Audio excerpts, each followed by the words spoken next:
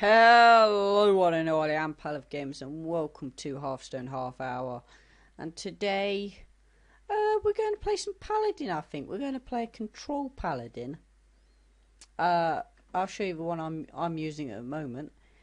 Two Squires, two Bloodsail Raiders, two Knife Jugglers, one Law Walk. Obviously, I'll just let you read through it. To be honest, it's quicker as I go through some of the choices and why. So.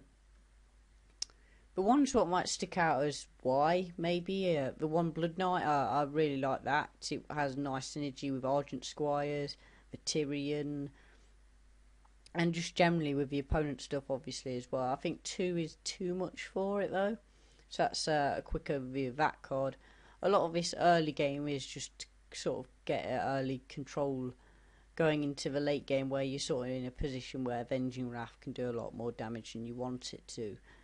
In terms of, if you can do about, let's say, 10 to 15 damage early on, you're pretty much golden for the rest of the game, given that you've got some really strong legendaries in the form of Ysera, Tyrion, Ragnaros, Kharn, Sylvanas, and of course a Black Knight also, which prevents a lot of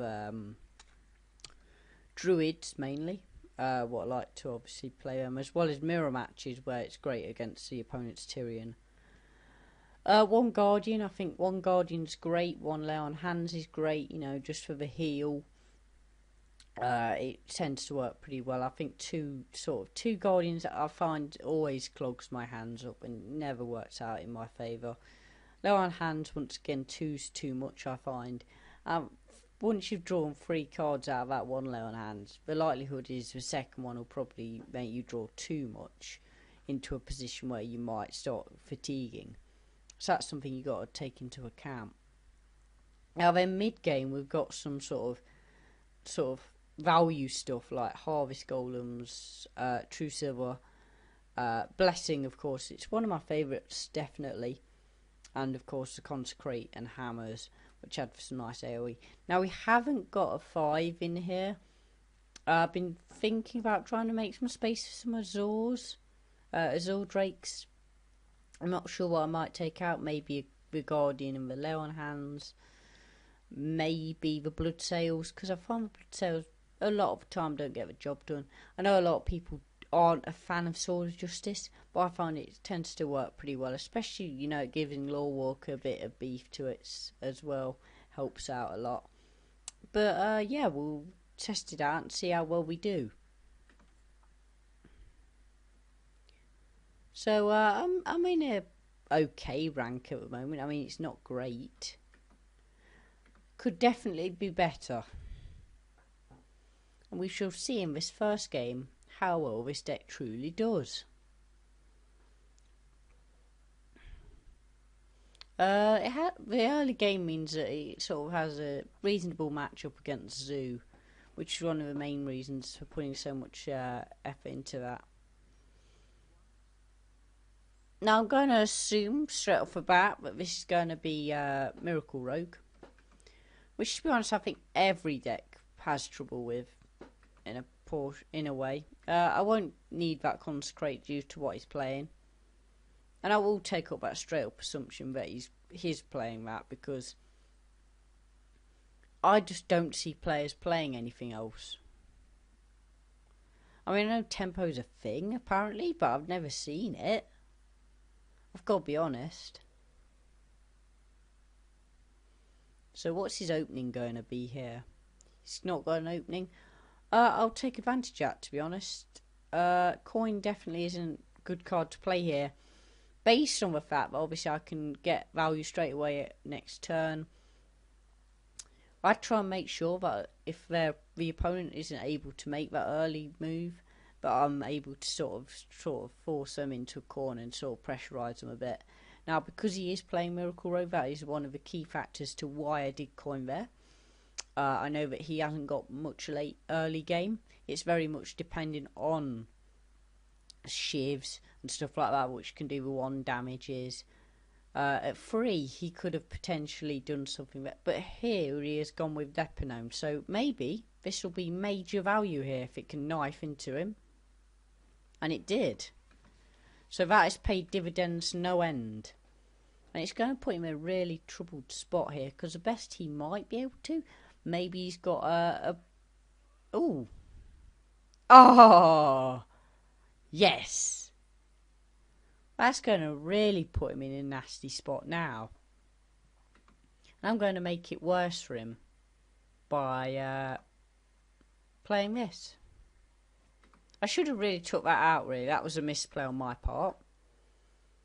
Too excited. Not too much to worry about. I mean, it's one... Now he's giving me cards, which helps what was the intended effect there of playing Lawwalker at that point. I think Harvest Golem does nicely here. And that puts him in a spot where I'm basically in a more or less a winning place. That was just so much value. I mean, even if he attacks into it here, that's another lot of damage he's going to take, and he hasn't. Okay.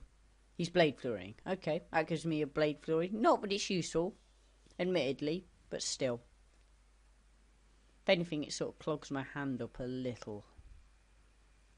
I will hit him for 2 and use True Silver, to be honest.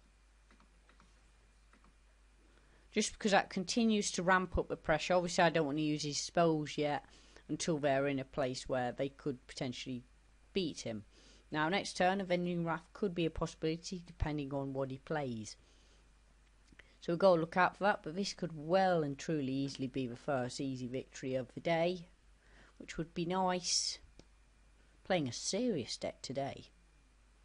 It's one I've been enjoying. I prefer it to the Rush version of Paladin. I find Paladin to be a lot nicer when you're playing it as a control variant. And yeah, I should polish it off, hopefully. I'm pretty sure it should. I'm hoping. I could have used Blade Flurry. I didn't even think about that. I don't need to, though. Because I've won.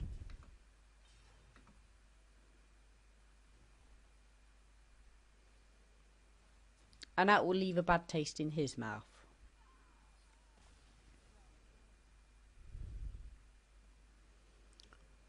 Oh yeah. Climbing M ranks. It's what I like to see. It's better to play a deck which I consider a lot more stable than some of the decks I've been playing previous, sort of my sort of fun time decks. Thought it was worth showing off that I'm credible to a degree. Even though I am ranked 12 at the minute, I need to put more effort in. Should be a lot higher by the end of the month, hopefully. So obviously that's a nightmare hand there. I want to ditch most of that. I will keep the Harvest Golem because I can play it relatively early, and against a Warlock I'm going to want value-based cards, especially if he's playing Rush. If he is playing a hand-lock deck, I'll be honest, this deck can struggle against that sometimes. I have won against it. It's sort of a 50-50 split a lot of the time, whether the deck will win against it or not. Depends if I get the right cards at the right time or not. So it's more than... Now, the Flaming could signify a hand lock still, because of obviously the damage potential it can do. So, we can play Ardent Squire pretty safely.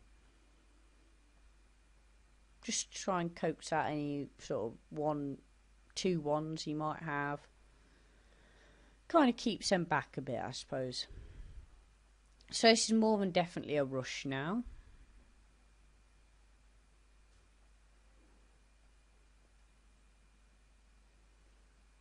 That's a pretty nice card. We shall coin into a Harvest Golem, I think. You could argue that the Knife Juggler was better to save the coin so that I could hammer next turn, but, you know, I feel this has got more stability. He's going to get our early damage off, which is never great. I'd like to see a Consecrate turn up pretty soon, though. That would be nice.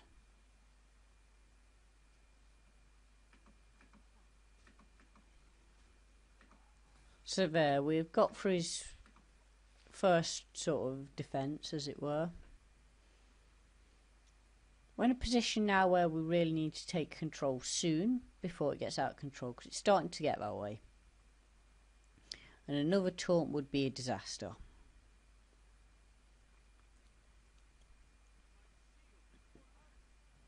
Now that kind of taunt's okay, because obviously it doesn't affect my ability to take out his creatures. It just means that I've got to do it with a bit more effort. What do I benefit from playing most? I'm thinking hammer might be best, but I don't know. I think we will go hammer in this position. Just because I need to come across that consecrate pretty soon. Since he's starting to build up his attack force. And that is not good. So he's got 4 damage on board at the moment. He could potentially end me here. I mean, it's not unlikely. But Rush just got over the top of me. I didn't get the right cards to support it. So there's a 5. So he is really close to ending me. If he draws into a Soul 5, then it will be almost certainly over next time. But I think it's over anyway. Can we do anything? I don't know if we can.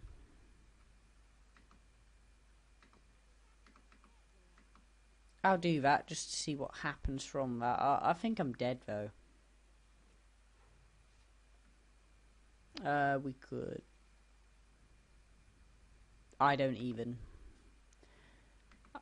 I will just give up on that one. Well played, sir.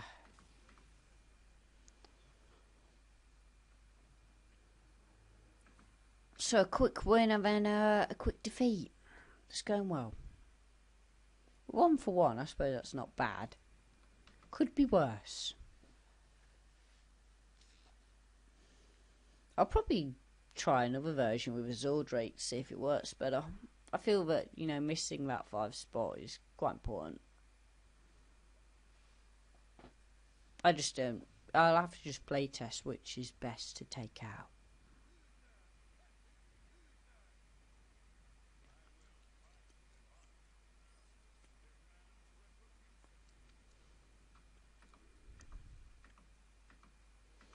We shall ditch that whole hand there, I think.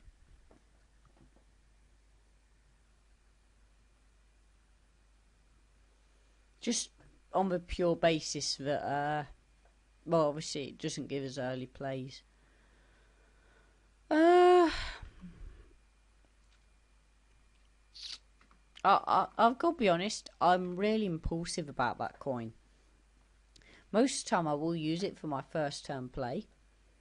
Even though there is benefits to keeping it, and I do understand that, I just find that 9 times out of 10, if I hold on to it, I end up in a position where I've just ended up leaving it in my hand for too long, to be honest.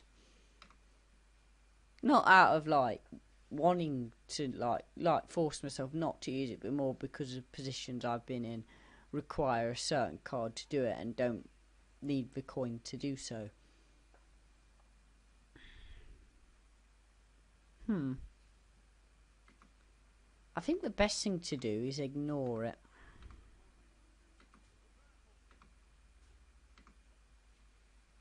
Because that way, he can either attack into me, in which case I've dodged a bullet in terms of damage. Consecrate, yeah, that's a good choice. I didn't even consider that he'd do that.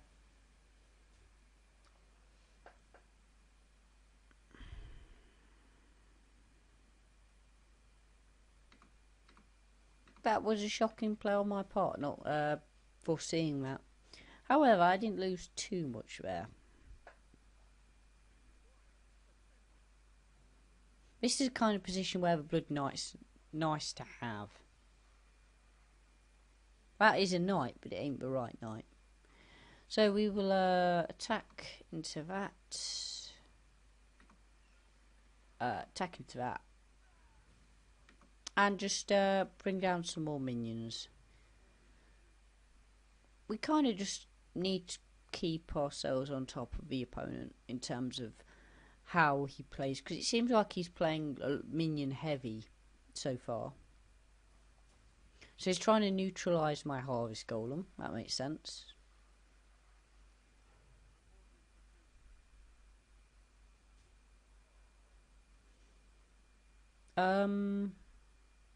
Consecrate's actually better here, I feel, than Avenging Wrath.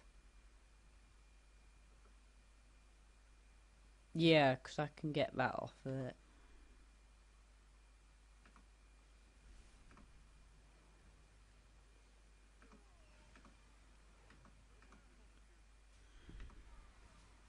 That worked a lot better, I feel.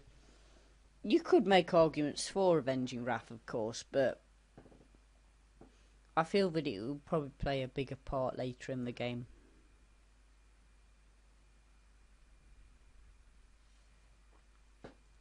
A Sword of Justice.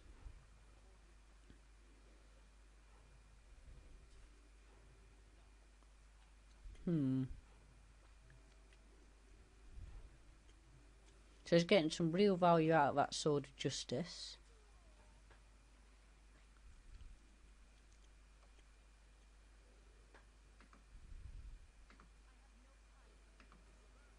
I know what I'll do. I will force him to attack into it. Now, you could have said, well, if you'd have kept the bubble, he could have like found it a lot more awkward to take out. However, I didn't want to run that risk. He'd just silence it. I mean, just ruin my day. So now he's used that up. I've got to find a way around that. That's going to be a problem, considering one of the main problems with this deck is it has no silence. However, let's see what we can do. Straight off the bat, I'm not seeing anything what's immediately popping out as being useful. So we'll start with that, I think, just to take out his 2-2.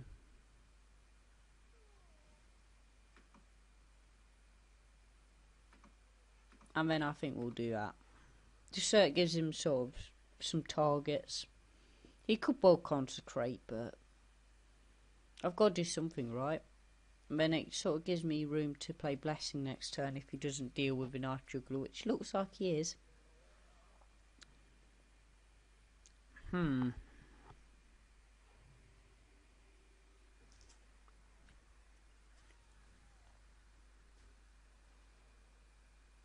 That doesn't help.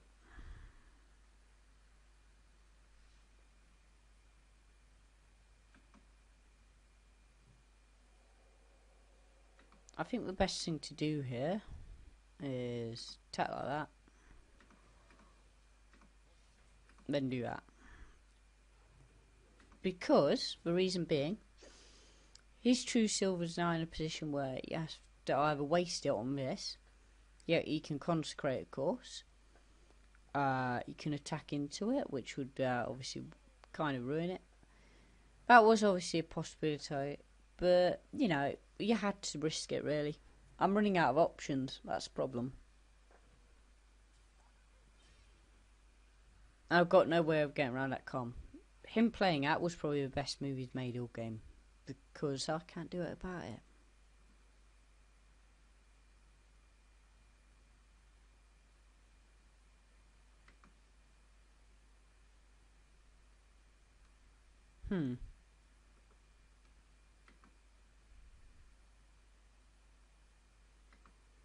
Let's do that, see what that ends up as.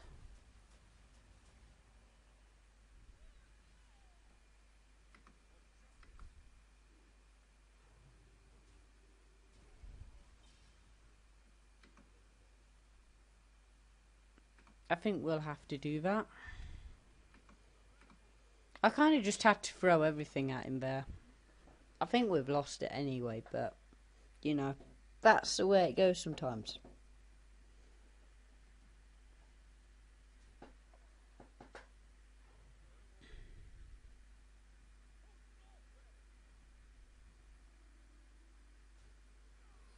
Yep. Well, that was a crushing defeat, so we're now 1-2. So we need to win one back.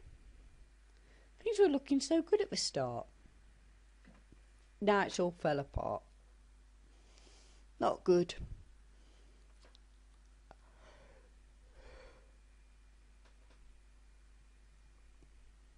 Yeah, I think I'll do another video where I'll try the deck out with Azores to see if it's a better build. I've convinced myself into it.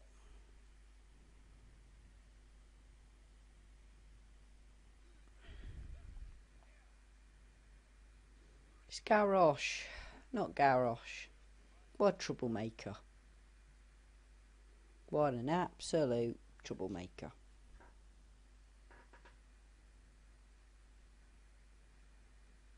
We shall throw away our hand.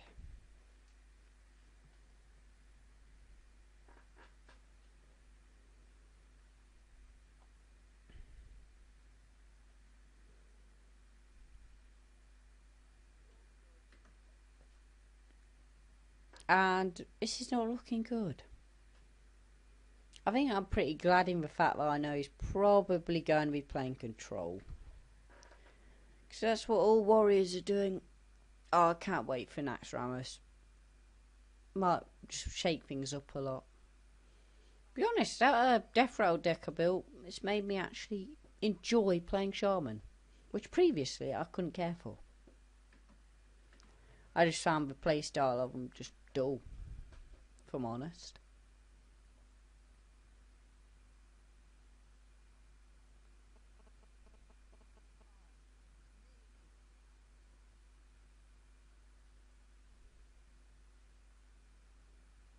That is not good.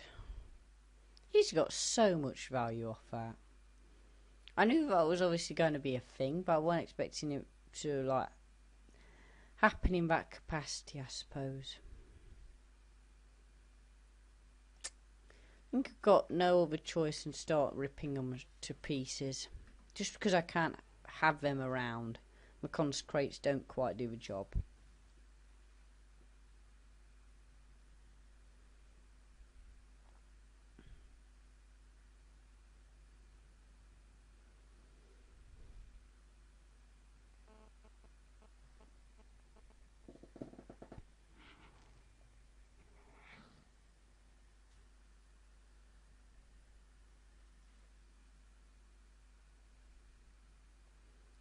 We shall clear him out completely now.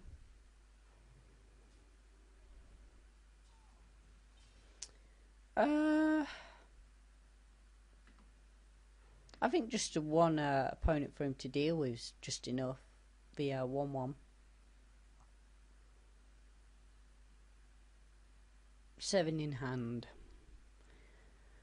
This is the problem. Now that he's done this, he's sort of bringing himself into a really nice position, which I don't like. However, that's left me with a good position now. I won't use it, I don't think. I can leave it. Gives me options. He's unlikely to be playing an ooze, that's for sure.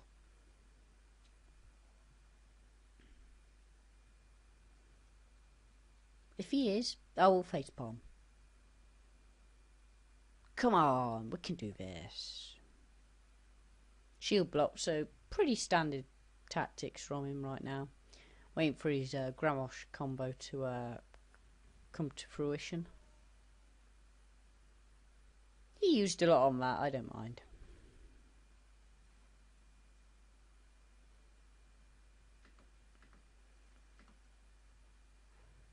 I'll just sort of bring out some more creatures for him to have to fend off against. Do I want to drop Ragnaros as the immediately?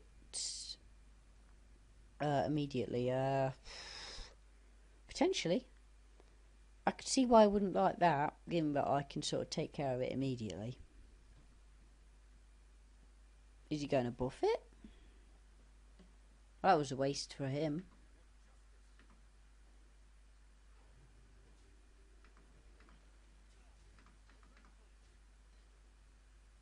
I could annoy him actually.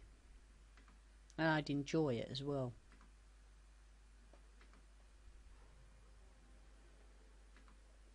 This is what I play Cho for. for these fun instances where he can just be a pain to the opponent. This is where he just throws out a random corker on Elite, which doesn't fit in with how his deck should be. Ooh, Ragnaros. I hope it's a 1-1. Go on, hit a 1-1. That's good enough. We shall counter with our own Ragnaros. Do I play the safe bet, though? I'm not. I'm going to play it risky. Just because I'm crafty like that. Ah. I thought it'd be a good chance, even though I should have really gone for the 2-1s, the Destroyed Golem and the True Silver into it. I thought it was worth the risk.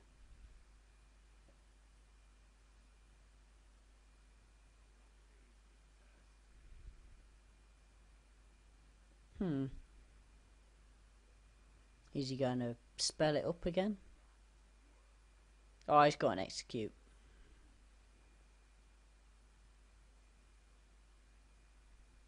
That's what I assume he's got. However, it leaves me in a position to basically do the same. I think he's now considering whether he should use it, but he should. He's committed to the move. I can literally just pop one in 1-1s into it. As long as Lore Walker doesn't go... Well, I wouldn't mind Lore Walker going now, actually.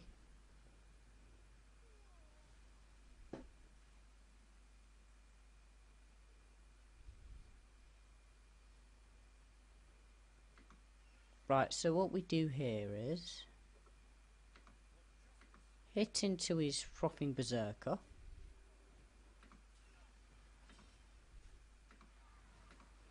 Hit into him like so. That's how you clear his board. I'm scared to play Ysera now.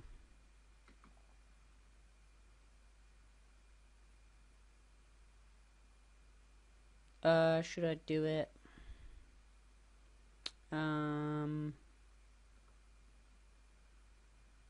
Yeah, I will. I'll risk it. I could have easily gone to Calm there, but I felt it was better not to.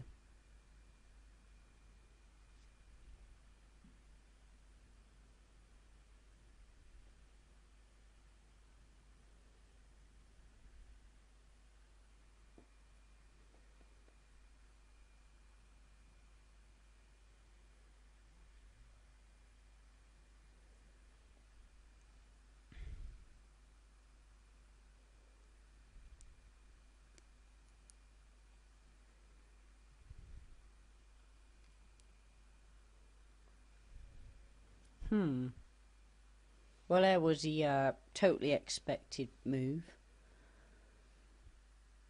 And he gives me a cleave. How nice of him. And a coin. Oh, is he trying to fill up my hand? Crafty. 1, 2, 3, 4, 5, 6, 7, 8, 9. Okay, I'm fine. I'm still on 9, so he still has to use... If he uses execute, I can literally just do the same. Ha.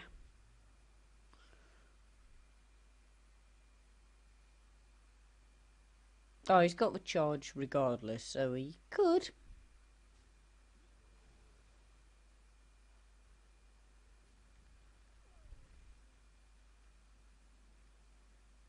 How do I want to play this? I think I'll be quite sort of make him want to hit into me. If he does just hit directly, that's fine. But obviously I can't really play that right now. It's kind of, I don't want to commit too much to it. That's pretty good by him. Depends what he does with it, of course. I'm giving him a lot to deal with. How's the deck looking? I'm ahead on cards by quite a bit. So as you see, that's an example of where it really works in my favour to play how I was playing. In terms of that one choke caused me to have so much advantage, probably more than I deserved to have, in fact. I will hit into him. We shall go into an Avenging Wrath and hope that it just takes it out. Yes. And from there, we will play... just the one off will do. Given that he's got a Gore Howl. Could do with a sort of heals coming through now.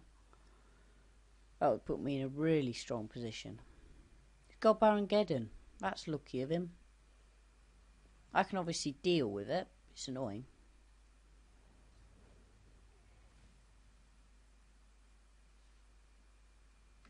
So we hammer him.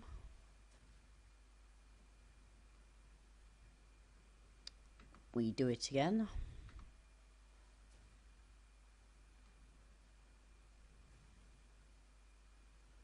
And we'll play Knife Juggler to give him something to hit.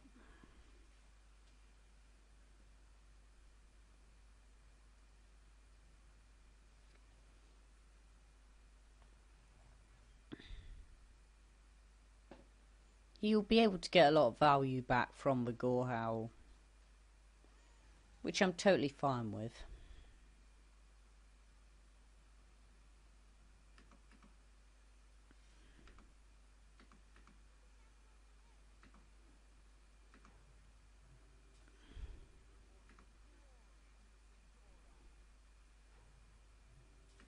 That should do it from me for now.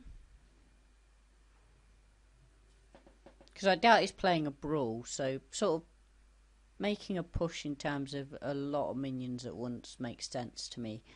The Bloodlight Knight's likely to have no effect on the game, to be honest. Given my knowledge of what control plays. So as I said, you know, it didn't really make a difference to me there. His play really didn't do much. I think it costs him more to do it than me. Yeah. Right, so now I can potentially take out everything. Yeah, okay. That's fine.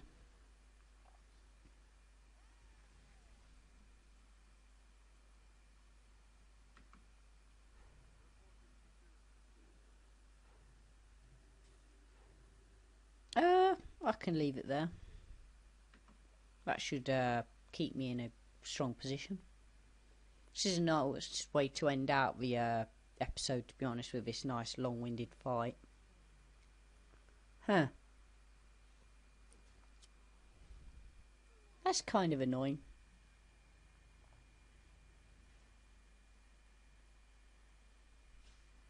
I kind of need to get rid of it, but I have no way of doing so.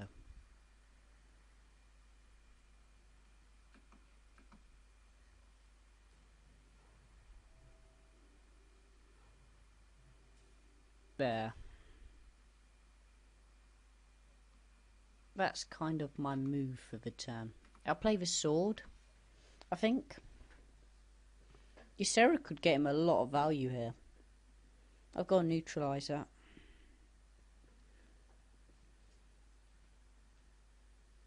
Luckily I drew into something with a bit more strength to it. You could argue that I hung on to that Black Knight a little too long, but I still think it was worth doing. Ooh. So there comes that inevitable Alex Straza. I feel if I can take these out though, he hasn't got much left in his deck to use.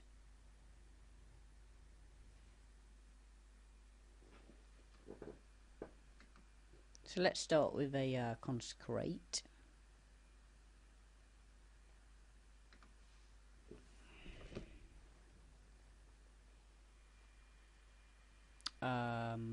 Where was I going from there? Oh yeah, I know what I was doing.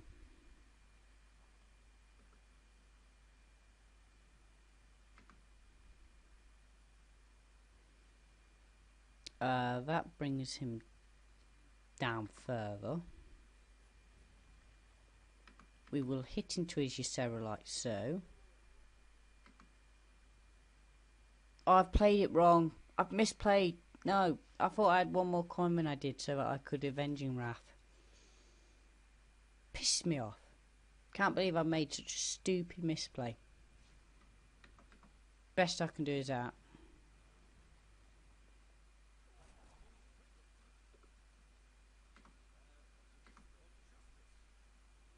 Total misplay. Sloppy move.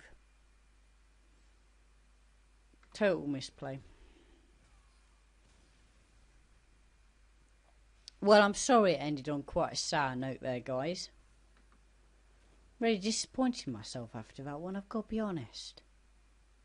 I thought I didn't make these sloppy mistakes. Goes to show. You just don't pay attention to the little things. You're just so wrapped up in what your plan was. Obviously, in my world, a coin gives me 2 mana. That's just not the case. It could have actually made a really big difference as well. Instead of using that, I was trying to be clever with that cleave. Because I already made the attack, it meant that I couldn't sort of attack Alex Strauss to stop the problem. Well, that was an episode, guys. Let me know what clash you would like me to cover, and in particular a variant of the deck, and I'll come up with my best version of it. I hope you've enjoyed. As always, thanks for watching, and goodbye.